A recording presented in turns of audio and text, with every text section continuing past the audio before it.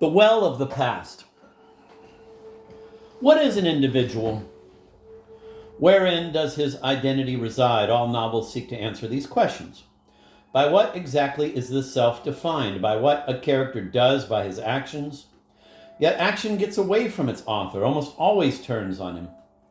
By his mental life, then? By his thoughts? By his hidden feelings? But is a man capable of self-understanding?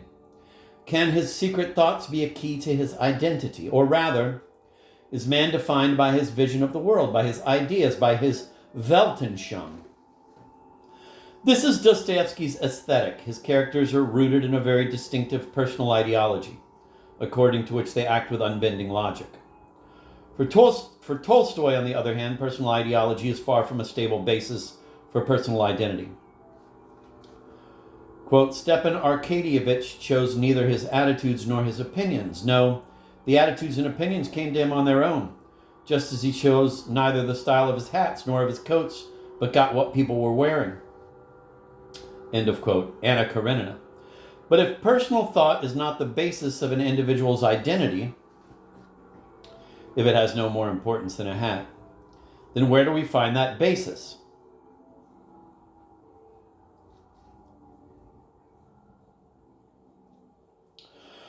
To this unending investigation, Thomas Mann brought his very important contributions. We think we act, we think, but it is another or others who think and act in us. That is to say, timeless habits, archetypes, which, having become myths passed on from one generation to the next, carry an enormous seductive power and control us, says Mann, from, quote, the well of the past, end of quote. Thomas Mann said, quote, is man's self narrowly limited and sealed tight within his fleshly ephemeral boundaries? Don't many of his constituent elements come from the universe outside and previous to him? The distinction between mind in general and individual mind did not preoccupy people in the past nearly so powerfully as it does today, end of quote. And again, quote, we may be seeing a phenomenon which we would be tempted to describe as imitation or continuation, a notion of life in which each person's role is to revive certain given forms, certain mythical schema established by forebears, and to allow them reincarnation. The conflict between Jacob and his brother Esau is only a replay of the old rivalry between Abel and his brother Cain, between God's favorite and the neglected jealous one. This conflict, this, quote, mythical schema established by forebears, end of quote, finds its new avatar in the destiny of Jacob's son Joseph, himself one of the favored. Impelled by the immemorial sense of the favored one as impelled by the immemorial sense of the favored one as culpable, Jacob sends Joseph to reconcile with his jealous brothers. An ill-fated move. They will cast him into a well.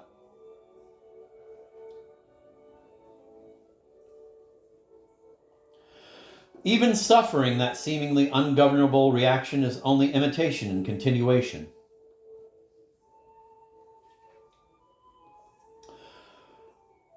When the novel gives us the words and behavior of Jacob mourning Joseph's death, Mann comments, quote, this was not his usual style of speech. Noah had previously used analogous or similar language about the flood, and Jacob adopted it. His despair was expressed in formulas that were more or less traditional.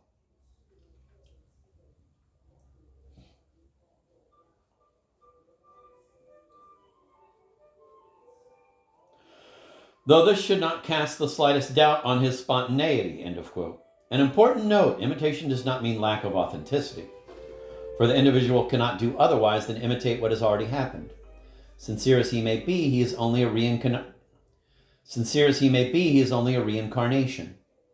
Truthful as he may be, he is only a sum of the suggestions and requirements that emanate from the well of the past.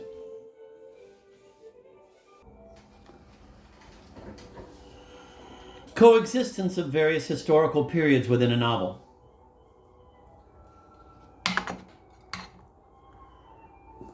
I think back to the time when I was beginning to write The Joke. From the start and very spontaneously, I knew that through the character Jaroslav, The novel would cast its gaze into the depths of the past of folk art, and that the I of my character would be revealed in and by his gaze.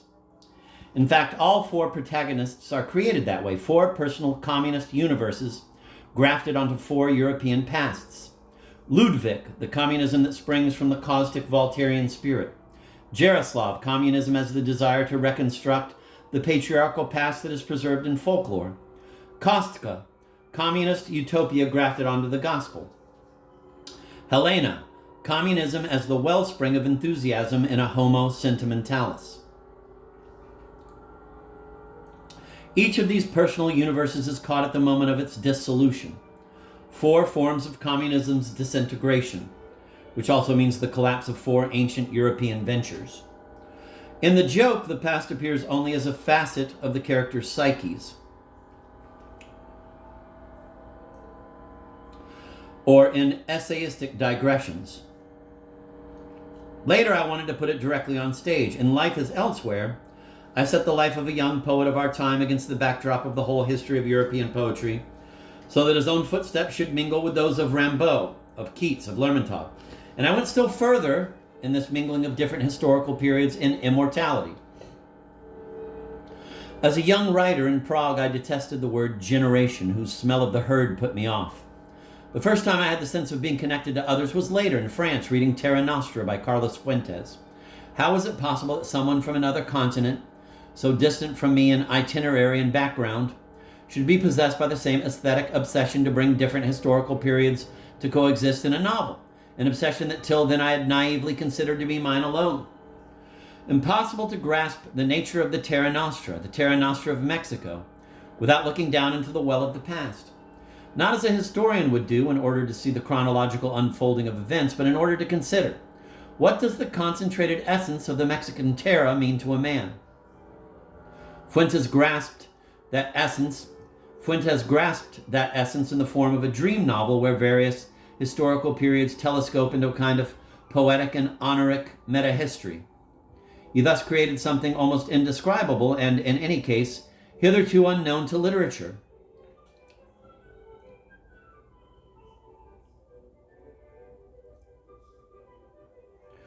Most recently, I had the same sense of secret aesthetic kinship in Philip Sollers' La Fête à Venise, the strange novel whose story occurs in our own time but is a stage setting for Watteau, Cézanne, Monet, Titian, Picasso, Stendhal, for the display of their remarks and their art.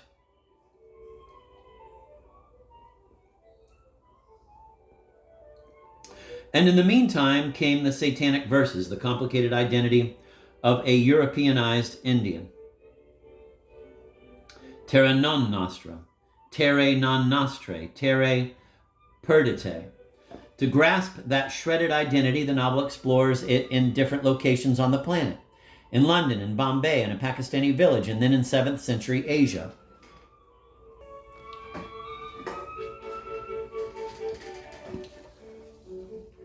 The coexistence of different periods sets the novelist a technical problem: how to link them without having the novel lose its unity.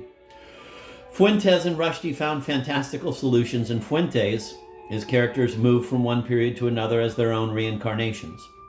In Rushdie, it is the character of Gibriel Farishta who ensures that supratemporal connection by being transformed into the archangel Gibriel, who in turn becomes a medium for Mahund, the novel's variant of Muhammad. In Sollers' book, and in mine, the link has nothing fantastical to it. In his, the paintings in the book seen and read by the characters serve as windows into the past. In mine, the past and the present are bridged by common themes and motifs.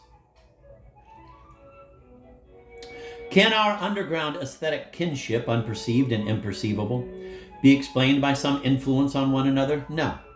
By influences undergone in common. I cannot see what they might be. Or have we all breathed the same air of history? Has the history of the novel, by its own logic, set us all the same task? The history of the novel as revenge on history itself. History. Can we still draw on that obsolete authority? What I am about to say is a purely personal avowal. As a novelist, I have always felt myself to be within history, that is to say, part way along a road, in dialogue with those who preceded me, and even perhaps, but less so, with those still to come. Of course, I am speaking of the history of the novel, not of some other history. And speaking of it such as I see it, it has nothing to do with Hegel's extra human reason. It is neither predetermined nor identical with the idea of progress. It is entirely human, made by men, by some men, and thus comparable to the development of an individual artist who acts sometimes tritely and then surprisingly, sometimes with genius and then not, and who often misses opportunities.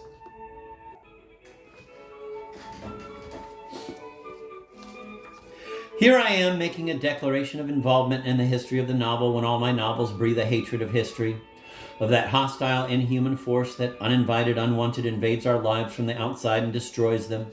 Yet there is nothing inconsistent in this double attitude, because the history of humanity and the history of the novel are two very different things.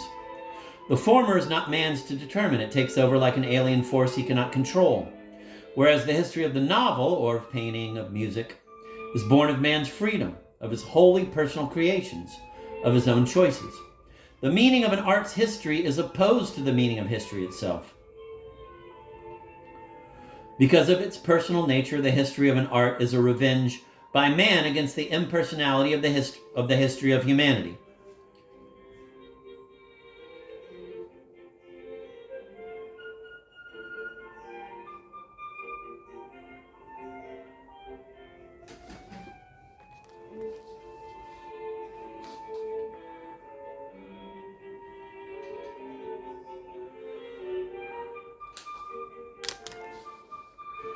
The personal nature of the history of the novel, but if it is to form a whole over the course of centuries, would not such a history need to be unified by some common and enduring, and thus by definition suprapersonal, meaning?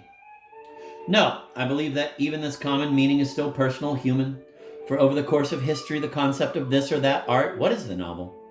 As well as the meaning of its evolution, where has it come from and where is it going, is constantly defined and redefined by each artist, by each new work. The meaning of the history of the novel is the very search for that meaning, its perpetual creation and recreation, which always retroactively encompasses the whole past of the novel. Rabelais certainly never called his Gargantua Pantagruel a novel. It wasn't a novel. It became one gradually as later novelists, Sterne, Diderot, Balzac, Flaubert, Ventura, Gombrowicz, Rushdie, Keats, Chamisso, took their inspiration from it, openly drew on it, thus integrating it into the history of the novel, or rather, acknowledging it as the first building block in that history.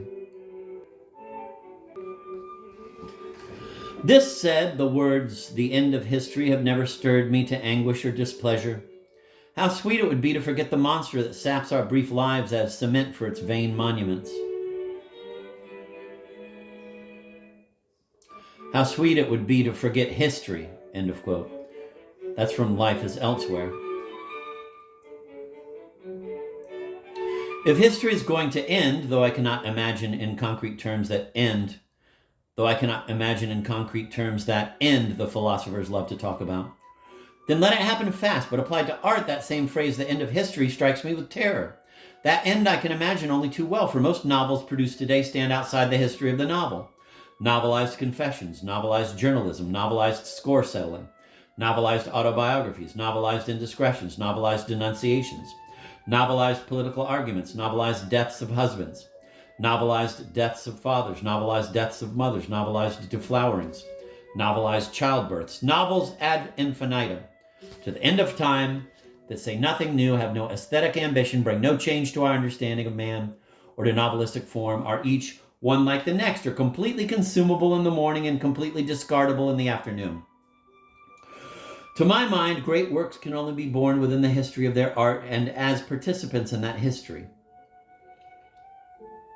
It is only inside history that we can see what is new and what is repetitive, what is discovery and what is imitation. In other words, only inside history can a work exist as a value capable of being discerned and judged. Nothing seems to me worse for art than to fall outside its own history, for it is a fall into the chaos where aesthetic values can no longer be perceived.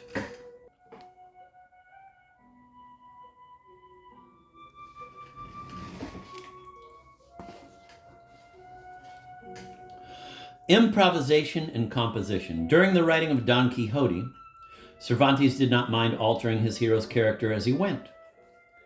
The freedom by which Rabelais, Cervantes, Diderot, Sterne, enchant us had to do with improvisation. The art of complex and rigorous composition did not become a commanding need until the first half of the 19th century.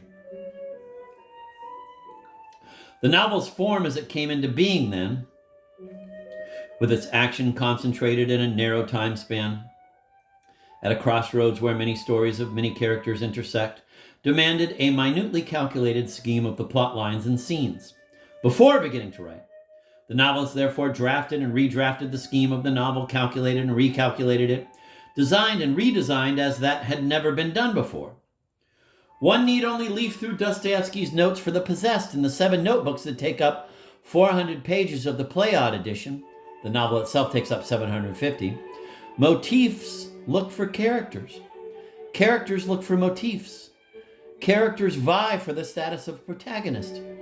Stavrogin should be married, but, quote, to whom, end of quote, wonders Dostoevsky. And he tries to marry him successively to 3 women, and so on. A paradox that only seems one.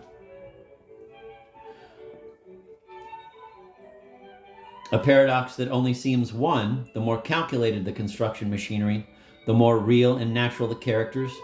The prejudice against constructional thinking as a non-artistic element that mutilates the living quality of characters is just sentimental naivete from people who have never understood art. The novelist in our time who is nostalgic for the art of the old masters of the novel cannot retie the thread where it was cut.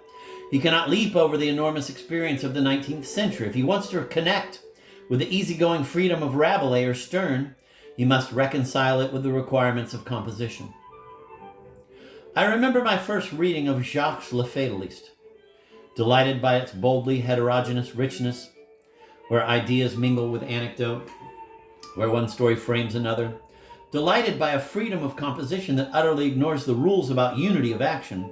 I asked myself, is this magnificent disorder the effect of admirable construction, subtly calculated, or is it due to the euphoria of pure improvisation? Without a doubt, it is improvisation that prevails here. But the question I spontaneously asked showed me that a prodigious architectural potential exists within such intoxicated improvisation.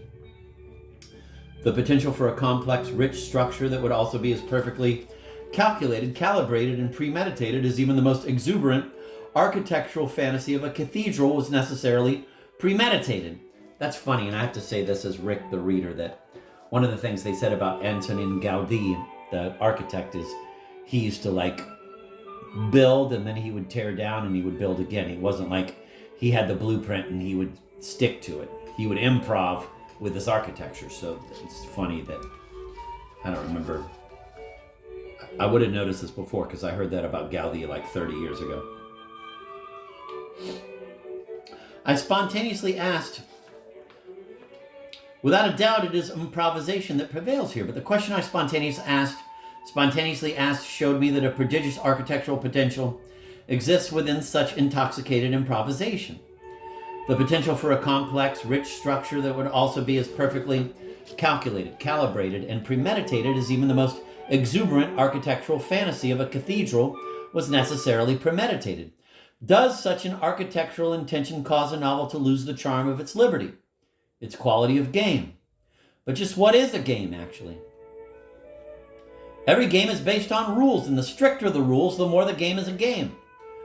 As opposed to the chess player, the artist invents his own rules for himself.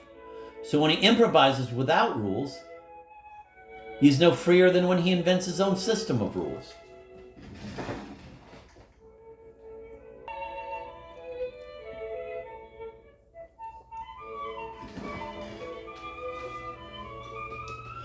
Reconciling Rabelais's and Diderot's freedom with the demands of composition, though, presents the 20th century novelist with problems different from those that preoccupied Balzac or Dostoevsky.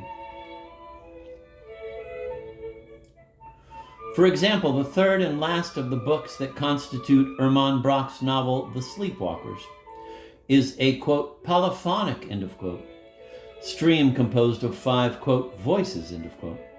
5 entirely independent lines, neither a common action nor the same characters tie these lines together, and each has a completely different formal nature. A equals novel, B equals reportage, C equals short story, D equals poetry, E equals essay. In the 88 chapters of the book, these 5 lines alternate in a strange order. What is it that led Brock to choose precisely this order rather than another? What made him take precisely line B in the 4th chapter and not C or D? Not the logic of the characters or of the action, for there is no action common to these 5 lines. He was guided by other criteria, by the charm that comes from surprising juxtaposition of the different forms. Verse, narration, aphorisms, philosophical meditations, by the contrast of different emotions pervading the different chapters, by the variety of the chapters' lengths, finally by the development of the same existential questions, reflected in the 5 lines as in 5 mirrors. For lack of a better term, let us call these criteria musical and conclude, the 19th century elaborated the art of composition, but our own century brought musicality to that art. The Satanic Verses is constructed of 3 more or less independent lines. A, the lives of Saladin Shamsha and Gibril Farishta, 2 present-day Indians who divide their time between Bombay and London. B, the Quranic story dealing with the origin of Islam. C, the villagers trek toward Mecca across the sea they believe they will cross dry-footed and in which they drown. The 3 lines are taken up in sequence in the novel's 9 parts in the following order: A, B, A, C, A, B, A, C, A. Incidentally, in music, a sequence of this kind is called a rondo. The main theme returns regularly in alternation with several secondary themes. This is the rhythm of the whole. I note parenthetically the approximate number of pages. A, 90, B, 40, A, 80, C, 40, A, 120, B, 40, A, 80, C, 40, A, 40. It can be seen that the B and C parts are all the same length, which gives the whole a rhythmic regularity.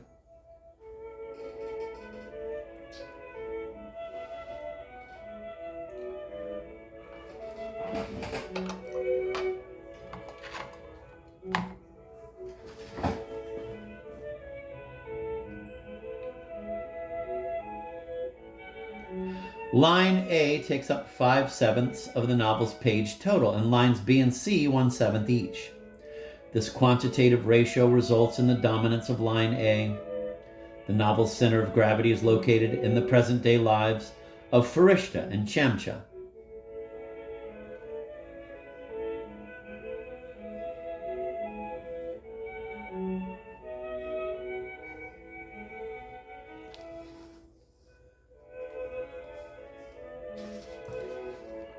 Nonetheless, even though B and C are subordinate lines, it is in them that the aesthetic wager of the novel is concentrated.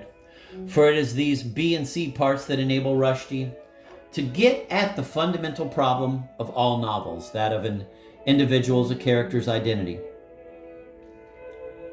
in a new way that goes beyond the conventions of the psychological novel.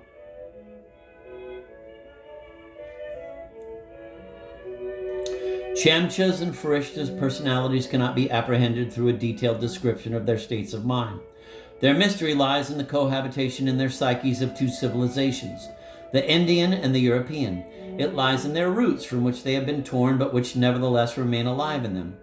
Where is the rupture in these roots, and how far down must one go to touch the wound? Looking into, quote, the well of the past, end of quote, is not off the point. It aims directly at the heart of the matter, the existential rift in the 2 protagonists.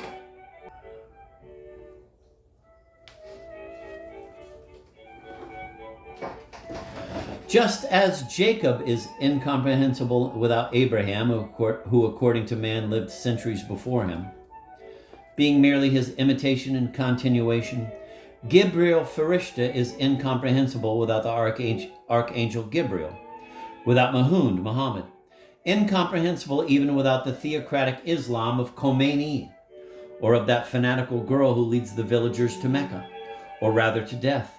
They are all his own potentialities, which sleep within him, in which he must battle for his own individuality. In this novel, there is no important question that can be examined without looking down the well of the past. What is good and what is evil? Who is the other's devil, Chamsha for Farishta, or Farishta for Chamsha? Is it the devil or the angel that has inspired the pilgrimage of the villagers?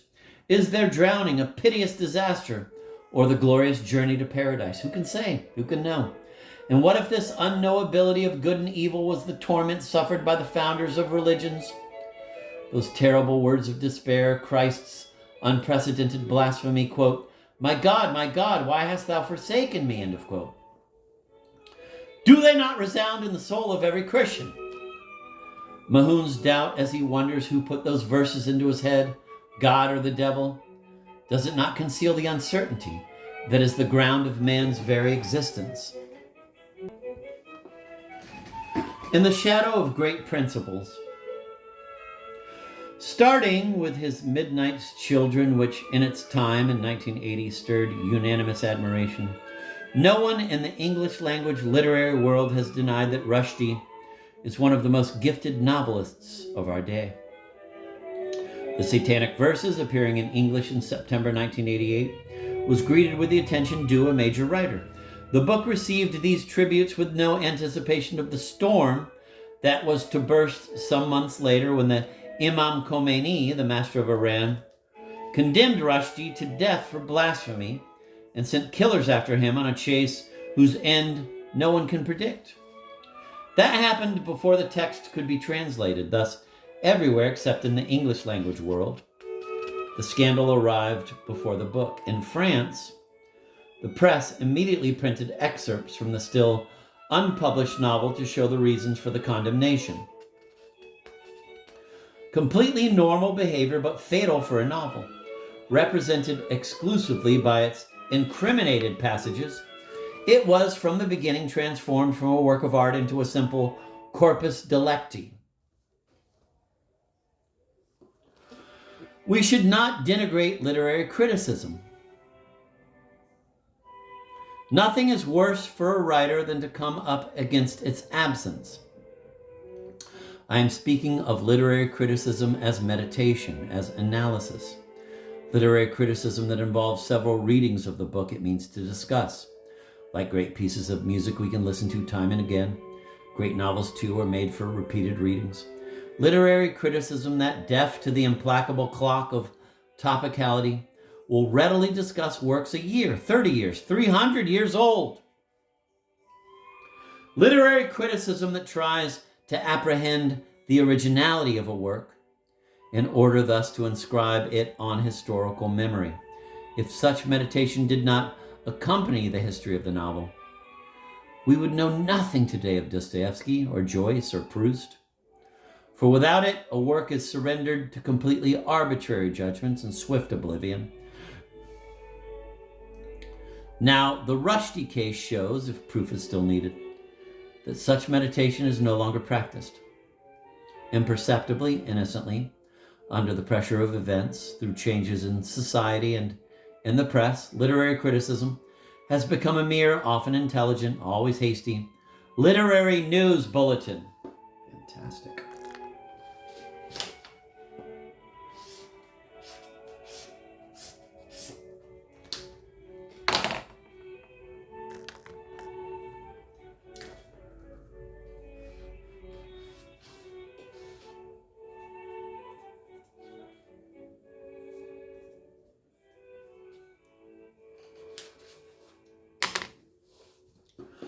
About the Satanic Verses, the literary news was the death sentence on the author. In such a life and death situation, it seems almost frivolous to speak of art. What is art, after all, when great principles are under attack? Thus, throughout the world, all discussion concentrated on questions of principle, freedom of expression, the need to defend it. And indeed, people did defend it. People protested. People signed petitions. Religion, Islam, and Christianity. But also this question: does a writer have the moral right to blaspheme and thereby wound believers? And even this problem: suppose Rushdie had attacked Islam only for publicity and to sell his unreadable book. with mysterious unanimity. I noticed the same reaction everywhere in the world. The men of letters, the intellectuals, the salon initiates snubbed the novel. They decided to resist all commercial pressure for once, and they refused to read a work they considered simply a piece of sensationalism. They signed all the petitions for Rushdie, meanwhile deeming it elegant to say, with a supercilious smile, "His book? Oh, no, I haven't read it." The politicians took advantage of this curious state of disgrace of a novelist they didn't like. I'll never forget the virtuous impartiality they paraded at the time. Quote, "We condemn Khomeini's verdict. Freedom of expression is sacred to us. But no less do we condemn this attack on religious faith. It is a shameful, contemptible attack that insults the soul of peoples." End of quote. Of course, no one any longer doubted that Rushdie actually had attacked Islam, for only the accusation was real. The text of the book no longer mattered. It no longer existed.